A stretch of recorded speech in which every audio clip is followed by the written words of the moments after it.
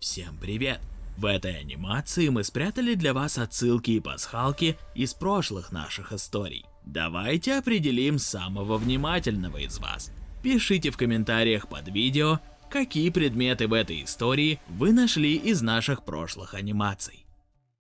Два подростка и девушка стояли напряженно, вглядываясь в темноту. Ощущения им подсказывали, что они в опасности. Из бассейна с шариками высунулась голова со светящимися красными глазами и покосившимся колпаком. Существо, одетое в шаровары со звездами, выскочило на поверхность и начало прыгать с ноги на ногу, а потом прошептало «Уже поздно!» и прыгнуло на подростков. Раздался истошный крик девушки. Больше всего на свете Зоя любила играть в квесты. Она и ее друзья проводили все свои праздники именно там. Но год назад Зоя вместе с семьей переехала в другой город, и новые одноклассники ее не приняли. Им казалось, что особо приехавшая из большого города и имевшая огромное количество подписчиков в Инстаграме очень заносчива. Девушка и правда игнорировала все приглашения на вечеринки и ни с кем не шла на контакт. Но у всего этого были свои причины. Школьница очень тяжело переживала расставание с прежними друзьями, а особенно она скучала по своему парню. Евгений был старше ее на 2 года и подрабатывал администратором в компании, устраивавшей квесты. Именно благодаря ему Зоя полюбила эти игры. Но в новом городе подобного рода развлечения не приветствовались.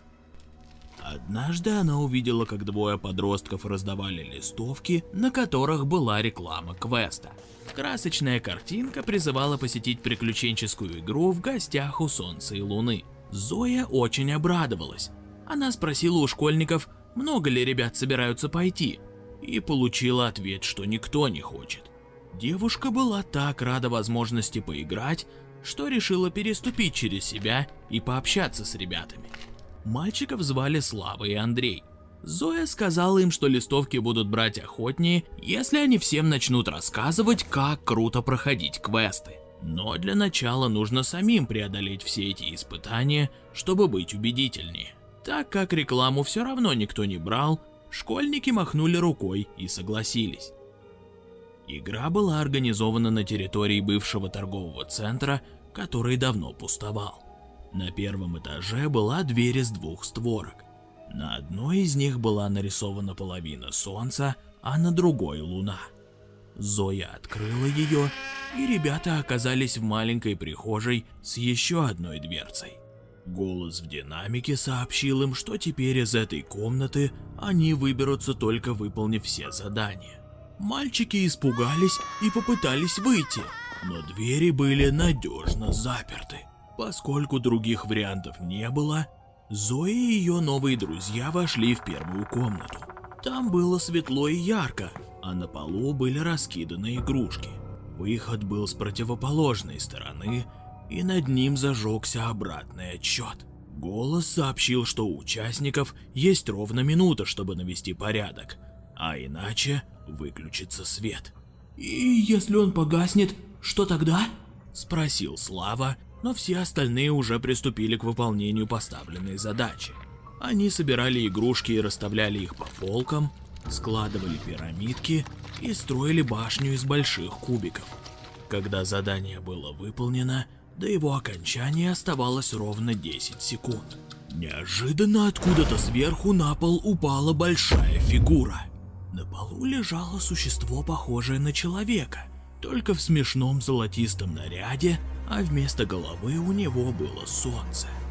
Неожиданно гость сел на 5-ю точку, огляделся, а затем вскочил на обе ноги и стал прыгать и пританцовывать, хлопать в ладоши и говорить, как он рад новым друзьям. Счастлив, что они все сделали до отключения света. Солнечный человек подбежал к выходу и распахнул дверь, приглашая ребят в другую комнату. Когда друзья зашли в помещение, то обнаружили там огромный бассейн с шариками. В комнате кто-то зааплодировал. Школьники подняли глаза и увидели, что на другом конце стоит Человек-солнце. Он поднял руки как при нырке в воду, а затем прыгнул в море шариков, скрывшись там с головой. Раздался голос из динамиков, который сообщил, что в новом задании им необходимо найти на дне 3 монетки, и только после этого они смогут пойти дальше. «А иначе», — продолжил голос, — «погаснет свет». Включился обратный отчет. Начинался он с 3 минут. Ребята прыгнули вниз и стали шарить на дне бассейна. Не было видно даже их голов, настолько там было глубоко. Только по вздымавшимся горкам на поверхности можно было определить, кто где находится. Первой монетку нашла Зоя. Спустя еще минуту с копейкой вынырнул Слава. А вот Андрею никак не удавалось найти 3-ю. Все втроем они погрузились внутрь пучины и искали недостающую монетку, но ее нигде не было. До окончания задания оставалось уже меньше минуты. Часы начали отсчитывать 5, 4, 3, 2, 1. Из бассейна выскочил солнечный человек. Вид у него был уже не такой радостный. Он стал изображать рыдание, поднося руки к лицу, бить себя по голове и плакать. А затем погас свет, и все оказались в полумраке. Существо, продолжая рыдать, прыгнуло в шарики, погрузившись в них полностью. Зоя к тому моменту уже подбежала к двери и стала ее толкать, но та не открывалась. Вместо замочной скважины там была прорезь, как в старинных автоматах для лимонада. Девушка опустила туда свою монету, затем ту, что нашел Слава. И тут из темноты вылетела 3-я монета. Андрей поймал ее на лету и опустил в прорезь. Дверь открылась. В следующем помещении было темно. Друзья шагнули в него, но тут за их спинами раздался странный звук. Из глубины шариков высунулась пугающая голова в форме луны с красными светящимися глазами. Вид ее был страшным и угрожающим. Существо грубым голосом начало шептать, что всем детям положено спать, и сейчас оно их накажет. С огромной скоростью разбрасывая цветные шарики, Человек-луна бежал к друзьям. Но в последний момент Зоя захлопнула дверь, о которую он больно ударился. В комнате, обставленной как кабинет путешественника, было темно. Голос из динамиков сообщил, что раз они позволили выключиться свету, то спасения нет. И единственный шанс – это найти в непроглядной тьме рубильник, который поможет им избежать смерти и позволит птичкам выпорхнуть из клетки. Дверь с грохотом распахнулась, и в проеме показалась луна с горящими глазами, которая всем сообщила, что не спать так поздно – это нехорошо. Затем существо побежало вперед и больно толкнуло Зою. Девушка отлетела к стене и сильно ударилась. Слава схватил со стола глобус и кинул им в луну, сбив ее с ног. Монстр разозлился еще больше. Глаза его стали разгораться. Человек-луна начал наступать на подростка. Вдруг Зоя крикнула, чтобы все притворились спящими. Как по команде, школьники улеглись кто куда, подложив руки под голову вместо подушек. Человек-луна был обескуражен, не понимая, как себя вести в такой ситуации. Пока он изучал храпящего Славу, Зоя медленно обшаривала углы в поисках рубильника. Затем монстр подошел к Андрею, который так правдоподобно прикинулся спящим, что даже друзья ему поверили. Он причмокивал губами и посапывал. Слава тем временем медленно сел и начал шарить рукой по стене за собой, но рубильника не нашел. Луна была разочарована. Она наказывала тех, кто не спит в это время, но все вокруг мирно посапывали. Существо медленно вышло из комнаты. Школьники вскочили и начали активно искать выключатель, но ни на стенах, ни в шкафах его не было. Слава решил залезть на камин в надежде найти источник света за головой оленя.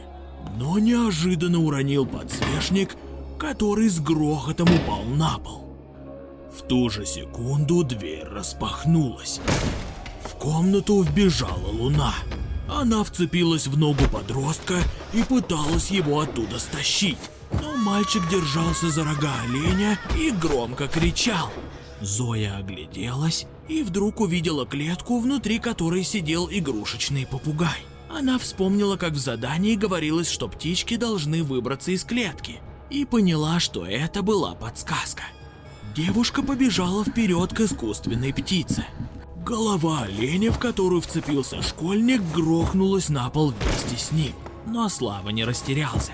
Он развернул ее рогами вперед и не позволял Луне приблизиться.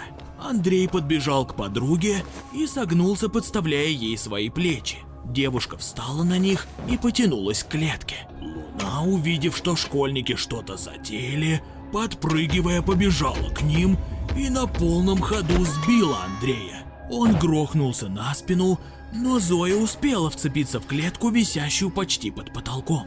Луна стала подпрыгивать, чтобы сбить ее. Девушка одной рукой держалась за прутья, а второй распахнула дверцу и повернула попугая вниз головой. В комнате загорелся свет, и Луна завыла от ужаса. Она стала метаться из стороны в сторону и упала за шкаф. Зоя спрыгнула вниз, дверь кабинета отворилась, и все трое выбежали. Оглядываясь, они увидели в комнате снова солнце, которое зазывно машет им и просит вернуться. Андрей захлопнул дверь, достал телефон и позвонил в полицию.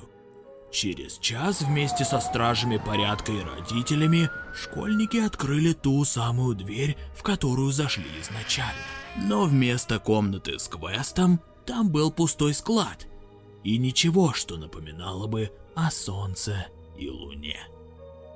Сейчас на вашем экране видео с моего нового канала, который я запущу уже меньше, чем через неделю. Я сниму маску, покажу свое лицо, и вы увидите такой формат, которого не существовало в YouTube. Подписывайтесь на мой новый канал, следите за новостями, жмите кнопку «Напомнить», и тогда вы точно не пропустите премьеру видео.